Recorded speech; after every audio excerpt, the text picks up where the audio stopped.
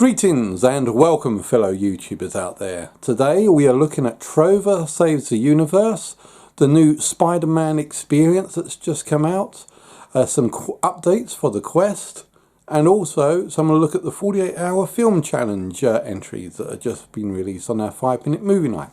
All that coming up on this week's update.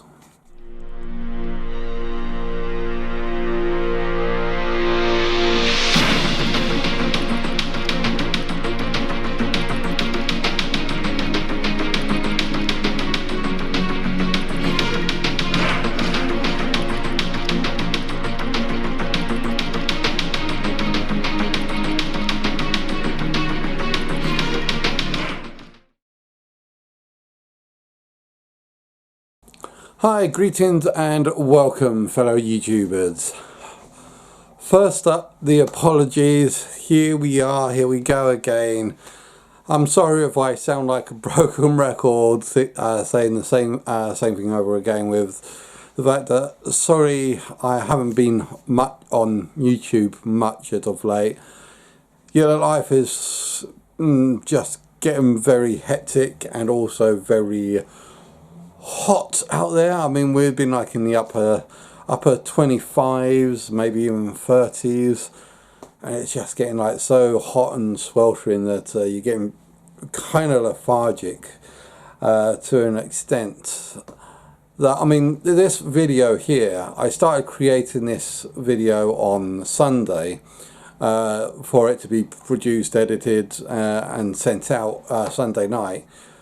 But I think I just sort of went into a comatose state, and before I realised it, it's like night time, and yeah, everything was all have to pack up and get ready for the next working day. So sorry for enjoying the heat a little bit and playing games, but there are some reasons why I wanted to put this video out, because there has been a lot that has happened in the last 2 weeks, and there's always a lot that's happening. I'm just readjust myself. I mean, we've got some comments, got some stuff coming up on the Oculus Quest. I think I would like to try and put a quest section in these videos, so each week, ideally, I'll be doing this weekly. I want to get back to doing this weekly. So we've got like the quest section. We've got a couple of games that we played out, such as Trover Saves the Universe, the new Spider-Man Far From Home experience that's come out, as well as we put out the couple more 48-hour film festival challenge entries, and they were kind of decent entries. I want to talk about. Just bear with me just one sec. Okay, now first up, one of the things I want to talk about is that I am trying to set up a Discord server. I'll put the link down in the description. Keep in mind, this is my first attempt at the Discord server. So I've created loads of different rooms. We'll see what gets used, what is needed. We'll add and delete rooms if needed. But yeah, I'll sort of set up hopefully a Discord server that everyone can actually use. I put a bit of description in the welcome page for you to log on and check it out. So go in, say hi, hi to everyone, and just feel free to chat and mingle. Everyone's invited. Unless you become an annoyance, and then I'll kick you out. But yeah, come by, say hi to the Discord, onto my Discord server. As I say, I'll put a link down to that in the description for you guys. Yes, I mean, we had a nice little look at Harry Potter. That was one of the reasons why I was a bit absent on Thursday and Fridays, because me and my missus, for our anniversary, was given the tickets to go see Harry Potter and the Cursed Child. I must admit, that was an awesome experience to see that down at the theatre. I almost said cinema there. At the end, they split it up in two. They split the theatre production into two plays. So we had part A on Thursday night and part B on Friday night. And when they left it off with like the Dementors flying and scaring the audience at the end of the first night, that was definitely a say, come back tomorrow to witness the rest. It was a really enjoyable experience and one that I definitely recommend, but also not for the faint-hearted, because there were quite a few jump scares and scary nightmare scenes that I noticed a few people were a little bit shocked and surprised to see, like giant skeleton hands crawling out of the bed. And but yeah, I'm not going to spoil that too much for you if you haven't seen it yet. But if you are going to see it and you're lucky enough to get some tickets like we were, I highly recommend the Harry Potter Cursed Child. It picked up exactly where the previous book left off. The previous book being Harry Potter and the Deathly Hallows. Basically, you see Harry Potter and his son at the Hogwarts Express, just about to leave the station, and Harry Potter was saying to his son, "It's okay. The hat takes your decision into consideration," and that is where that's the end of the last book, and that's also the start of this Harry Potter and the Cursed Child. Now, as I said, there was quite a few other things that I wanted to talk about on my little rambling section. As I said, okay, we've done the Discord. Yes. Yeah, the 5-minute movie nights. Now, we have done, by the time you've seen this, we've done 2 already. I say 2 on the past previous one. The first one was Without Evidence, and this one was quite emotional for me. It really seems to get that sort of hard-hitting effect. Like I said, I'm not going to spoil it. Watch it for yourself. It's only like 5 minutes. Yeah, it's only 5 minutes, and I thought that was an emotional roller coaster, especially when you watch it for the second time round and you know what's coming up. I thought the music that they did was perfect.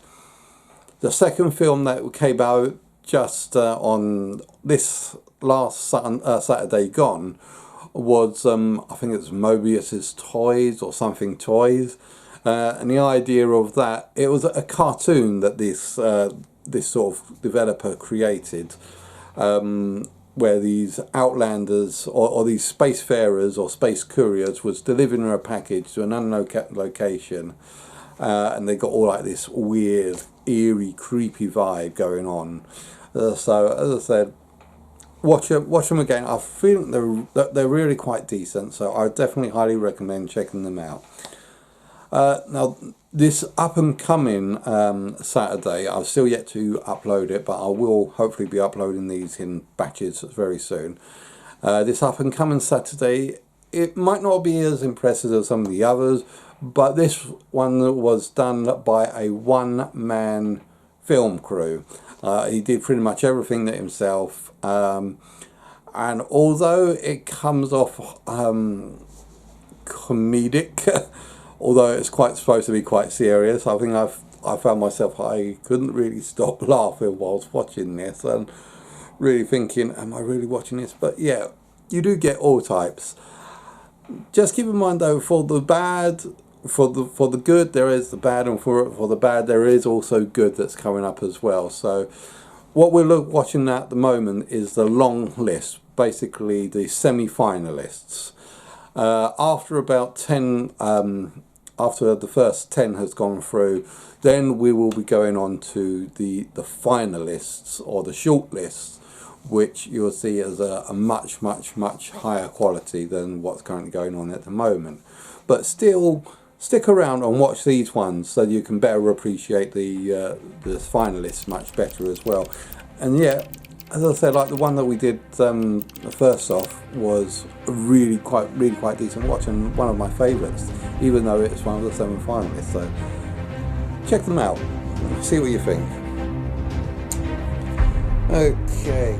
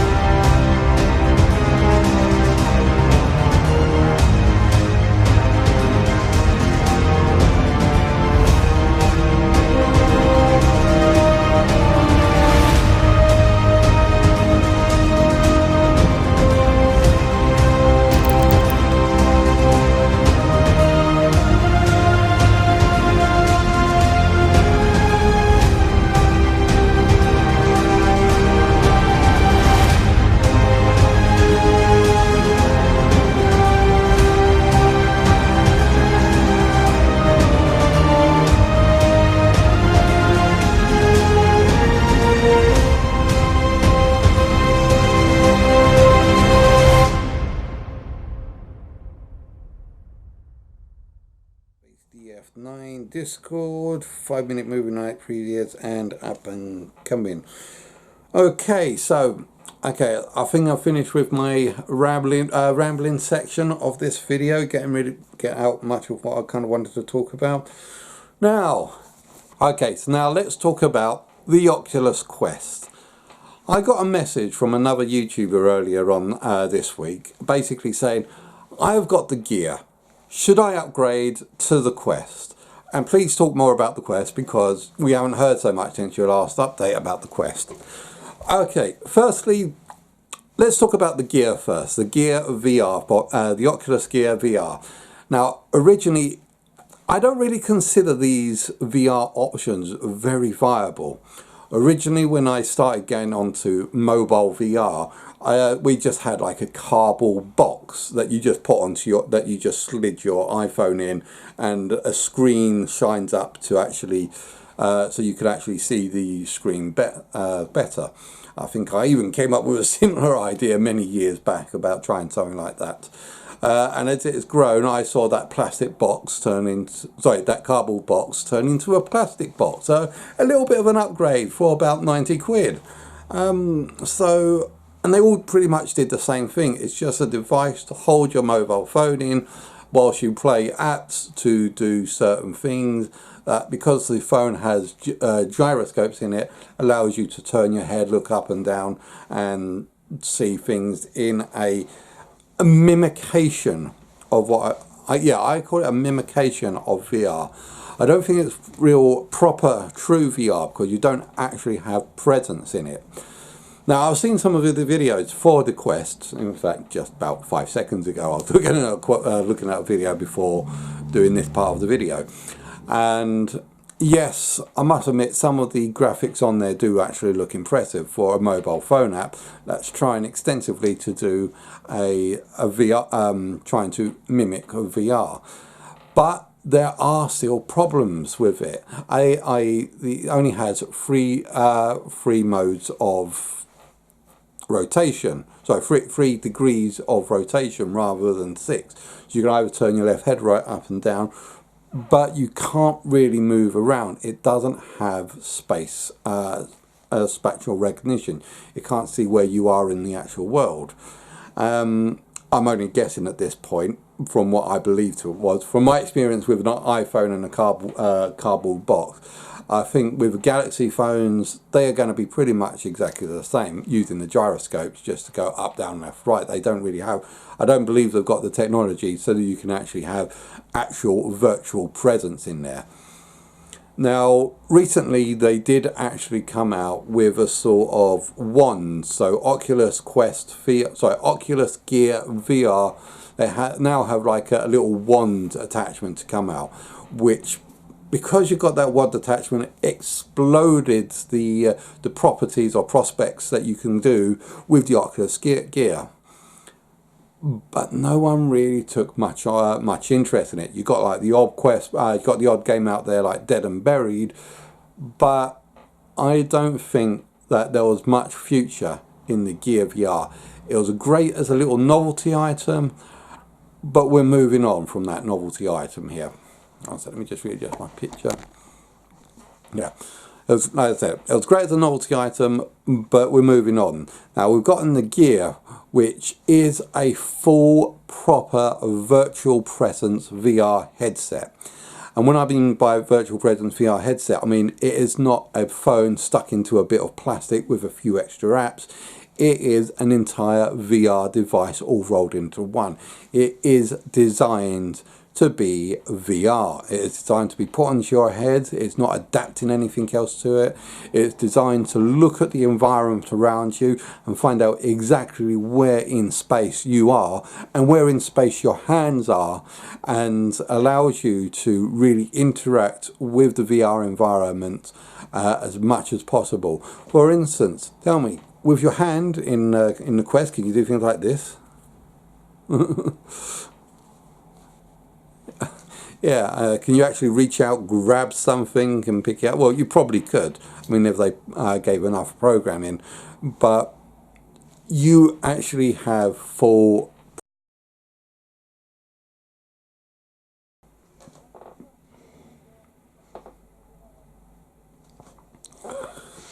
Right, welcome back. Sorry about that.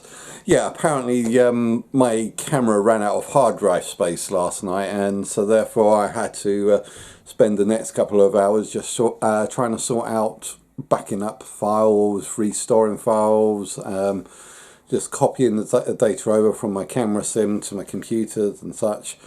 And yeah, unfortunately it took pretty much most of last night. So welcome back to day 3 of my attempt to try and create this video.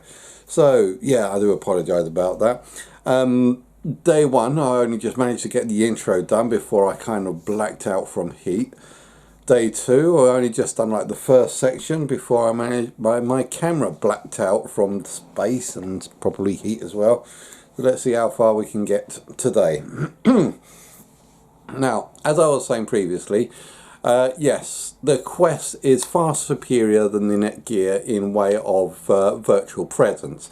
You will notice a big difference because the Gear just cannot compete on the level of what the Quest is. Yes, I admit that the Gear is quite fancy with some of the stuff, some of the applications that I've got on, but compared to what you can actually do with a proper VR system, because remember, the Gear isn't a proper VR system.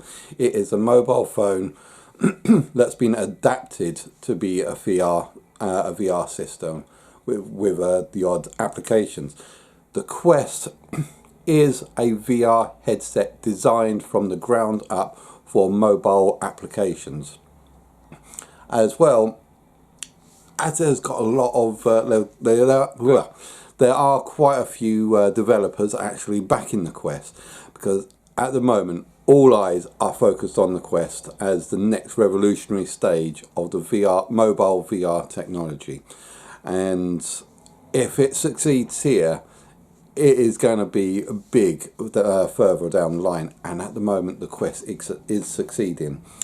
Before I actually started doing these video clips, I just had a quick count up of how many applications there are in the store, and there are over 70 applications, whether it be games, general applications such as like YouTube or VR desktop. There are also experiences on there as well, and lots of free stuff. One of the things that is definitely on there that I'm sure that you guys will be like as a free application is VR chat, and that is something I don't think is on the Quest. I might have to double check that, but I don't think VR chat is on the Quest, and it's a free application. It is really quite impressive. Lots of people are getting onto that. Lots of people are basically chatting. Yeah, with the Quest, a new Quest, as for the Quest update, there are currently quite a few games that are currently out there at the moment, so I've just got my little list that's just trying to bring it up at the moment. Some of the games that just caught my eye were games such as, I can't even pronounce this one, Satinaro, I believe, Moss, Face Your Fears 2. Now, I am really looking forward to being able to afford to play Face Your Fears 2. I'm quite hyped to be able to play that one. I just haven't been able to get the cash at the moment because, like I said, at the moment we're still a little bit on a budget crunch, so keep that low. But when I do get enough money, I'll be getting up Face Your Fears. Super Hot is also on there. And there are loads of games out there at the moment that are really quite cool. One of my personal favourites that I have been playing constantly for the past couple of weeks, and one of the main reasons or suspects why I haven't been doing much in the way of videos of late, is a game called Orbis VR. And I may have said a little bit about it on the last videos. I found that Orbis VR was really quite an in-depth VR MMORPG. Can you get a VR MMORPG on the Netgear? Probably not. But sorry, I'm kind of like rubbing it in Netgear's face. But yeah, if you're still undivided if you should upgrade from the Netgear to, why do I say Netgear? Netgear was oh yeah, Netgear was actually a a networking device I used way back in the 90s, I think. Sorry, I don't know why my mind sort of like tripped to that, but the Oculus Gear, not Gear, that Gear, but yeah, the Oculus Gear, if you still got the Oculus Gear and you're still trying to figure out if you want to update, I highly recommend going for the Quest, because there is no real proper comparison between the two. Unfortunately, one problem that we still having with the Oculus Quest, I know, I mean, I've been bigging it up all this time, saying, yeah, Oculus Quest is great. One of the downsides that I have with the good old Oculus Quest, I got it here in my hand, is the fact that I'm still having problems trying to stream from it. Now, I know that you can like get a USB type C and plug that into your computer, and then you get like an audio jack and plug that into the computer, and get loads of things that you can like plug from that into the computer, and then use OBS software. I tried this. Some of you might have seen the abysmal state that the attempt was when I tried to actually do a live stream from here. I think the delay was about half an hour. So I think it got up to about such a length that the actual picture that was on the internet was about half an hour behind what I was actually seeing and playing in there, and what you was hearing me talking about. So I think that's more or less down to the quality of the computer that I've got at the moment. Now, the computer that I'm using is an old-ish i7 laptop. I know that i7 is supposed to be quite decent, but this computer, I think we bought it about 3 years ago. But it's a laptop, and therefore isn't designed to have such a high throughput that a desktop has. So therefore I think that is where I'm really going to be fanning down on this, is that the system that I've got is just not capable of doing full proper calculations that needs to be doing for what this is. As I find out on my next section with the Oculus Quest, is there is a way of connecting the Steam account to the Oculus Quest and playing several Steam VR games on there. So I went in and tried to play around with that a little bit and see what we got, and in the end I ended up playing Elite Frontier or Elite on the Quest. And yeah, although because it was such a bad system, it was a very bad result of me trying to play it, but nevertheless I played Elite on the Quest. Now how cool is that? I mean, you won't be able to get it on the PSVR, but I played Elite on the Quest, and I thought that was absolutely epic. Yeah, as I said, I couldn't really do anything at the time because, as I said, it was just so slow and glitchy and bugging out. But that was more or less down to the fact of my crummy system not being able to handle VR support. In fact, when I run the program, can this handle VR from the Steam sale, it said, no, you've not got a chance in hell of running VR applications. So I put that down to the fact that my computer is lacking.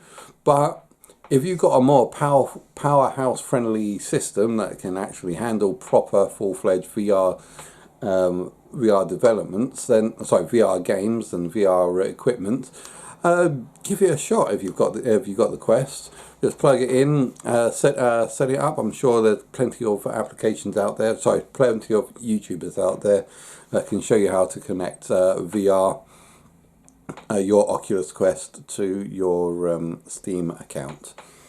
And yeah, one thing I definitely recommend trying out to see if you can use it. Right. Okay, enough for the Quest.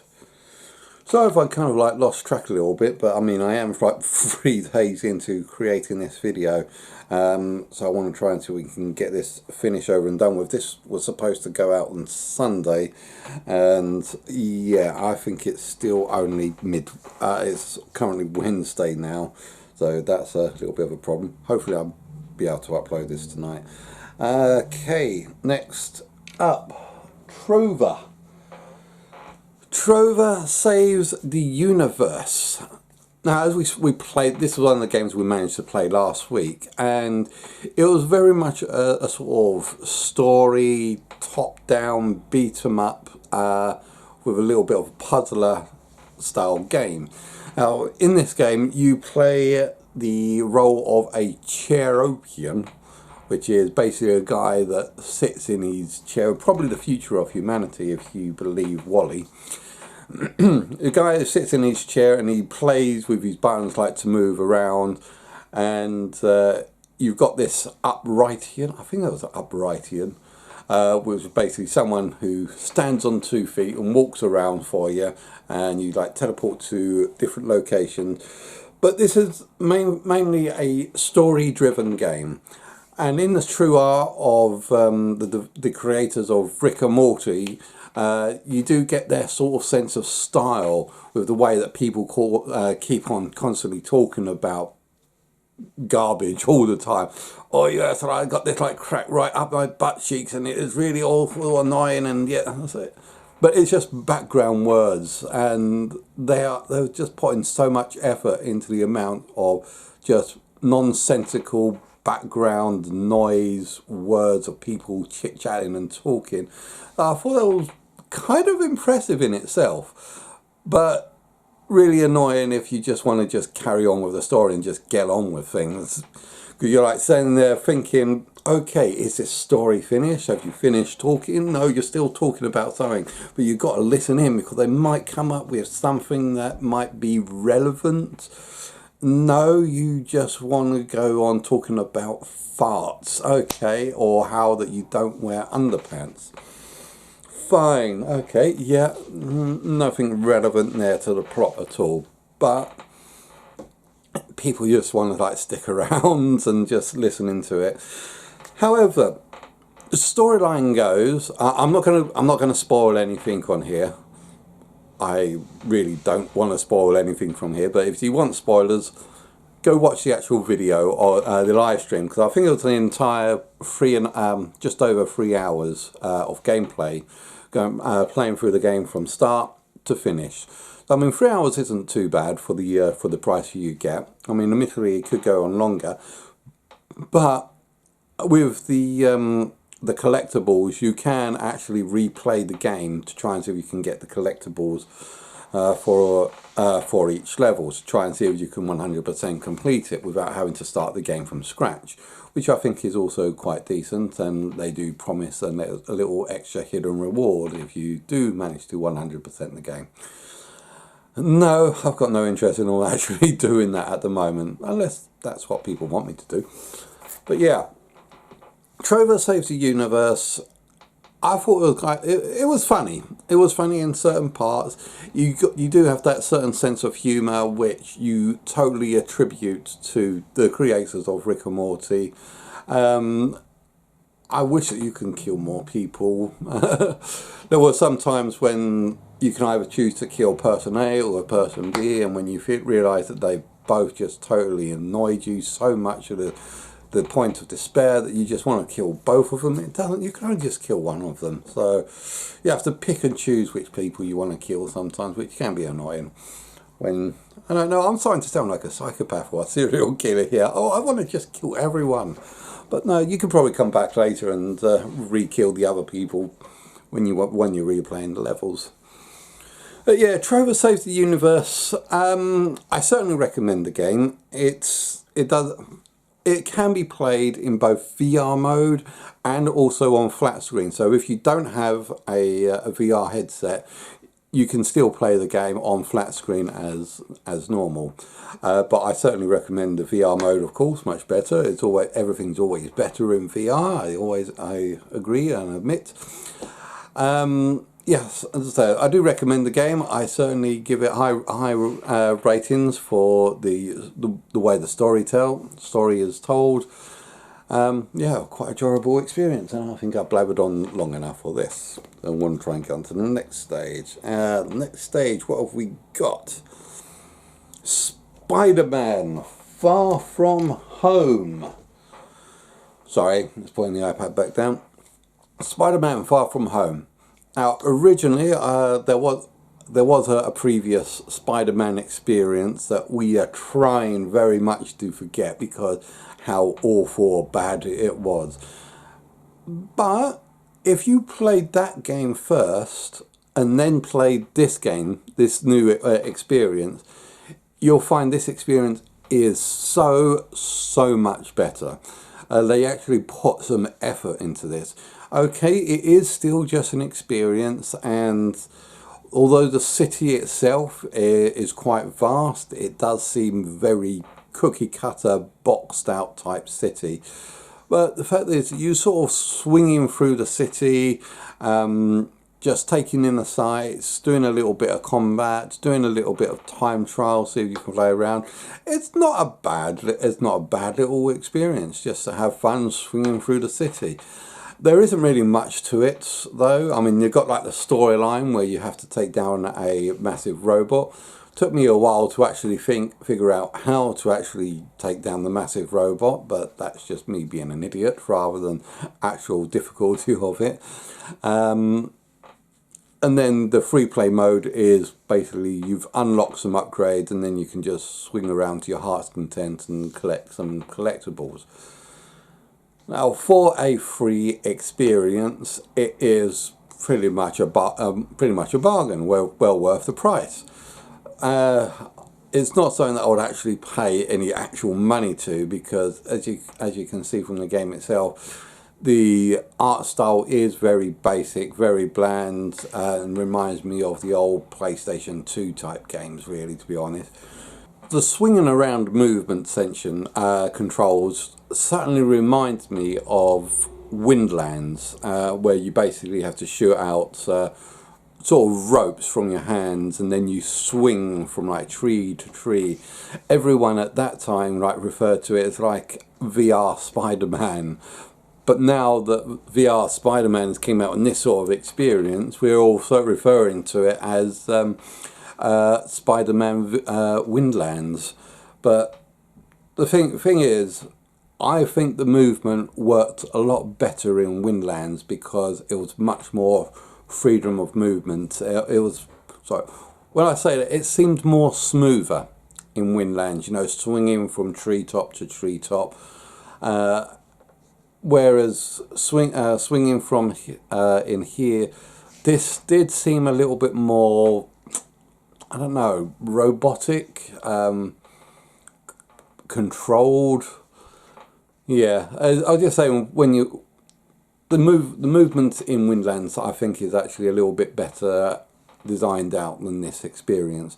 But as I still say, the Spider-Man experience, I certainly recommend. Hey, it's free. You don't have. There's nothing left. There's nothing to lose. So if you've got a PSVR headset, put it on, download it, give it a try, and see what you think.